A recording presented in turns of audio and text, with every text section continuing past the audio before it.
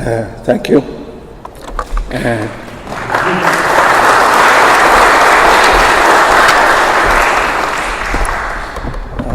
I would like to start by thanking Amnesty International for inviting me and giving me this chance to air the views of those elements in Ethiopia who are still cautiously optimistic, despite the promising new developments which should, by the way, excite us all.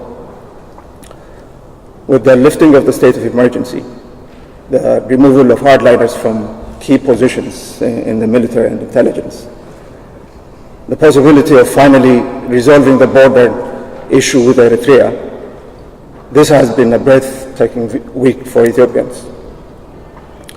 And I think the new Prime Minister should be commended for his boldness, and I do commend him.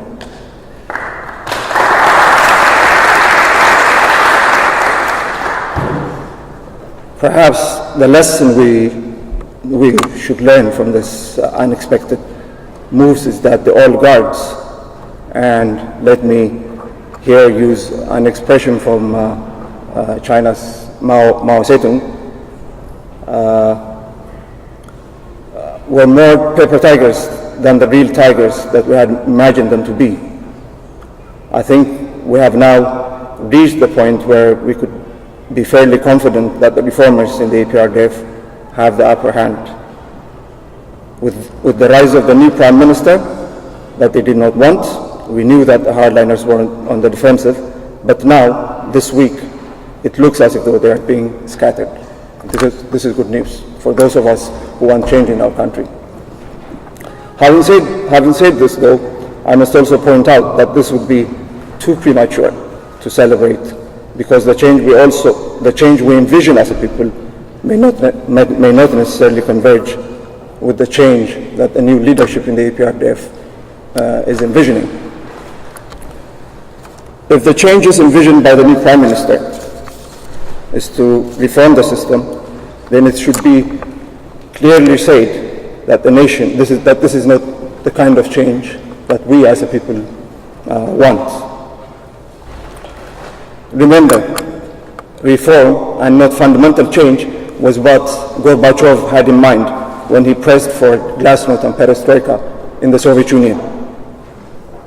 Gorbachev was not a Democrat in the sense of someone who wanted pluralism or multi-party democracy, or in the sense of someone who wanted human rights in the sense that we understand it in the West, or as it's understood in the West.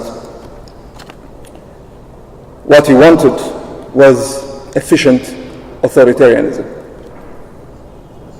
He wanted to make the Communist Party dominant, but dominant not as in former times, but with increased openness and transparency in government institutions and activities. He wanted the people to criticize their leaders, even to vote for the party leaders they wanted, but he did not envision them voting the party out of power. Ultimately, this did not work out for Gorbachev. It did not work out for the Soviet Union. And if this is the path the new Prime Minister in Ethiopia has envisioned, it shall fail. He shall fail as Gorbachev had once failed. It is important to understand that the system built by the APRDF has failed not because of the shortcomings of the people who had run it, but because of its fundamental nature, which is that of authoritarianism. It is authoritarianism which has failed, not the people who had run it. This is the point Gorbachev had missed when he once wanted to make the communist system more efficient.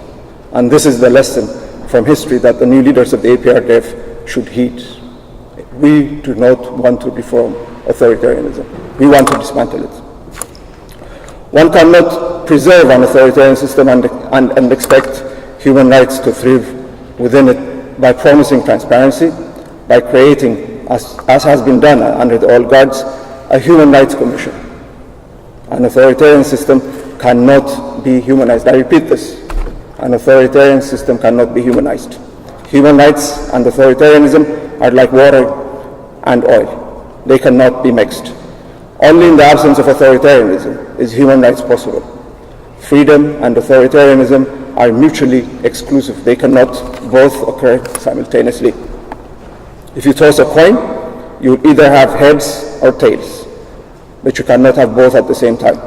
A clear choice should be made by the new EPRDF leadership, and that's a choice between freedom and authoritarianism. Now, if what we opt for freedom, if what we want is freedom, then the question becomes, how do we move towards democracy? Which, by the way, is the political term for freedom and the ultimate institutionalization of human rights. The answer is clear. We must, out of necessity, aim for the dismantling of the authoritarian system built by the EPRDF. Now, the next question is, does this mean violent revolution? Not necessarily. That prospect, which frightens me and most of you, I'm sure, here in this room, can and should be preempted.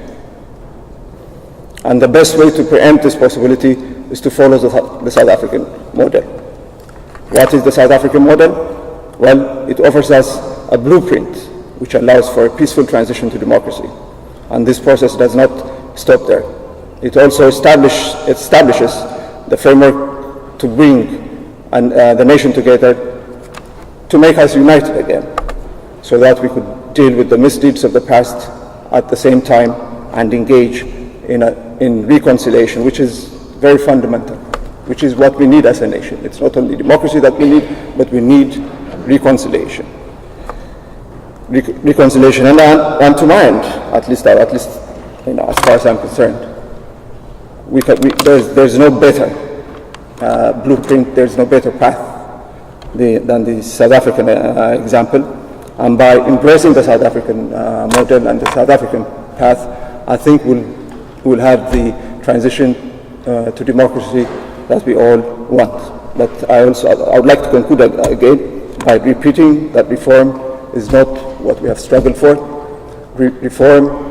Reforming the authoritarian system is not what the people want. And unless the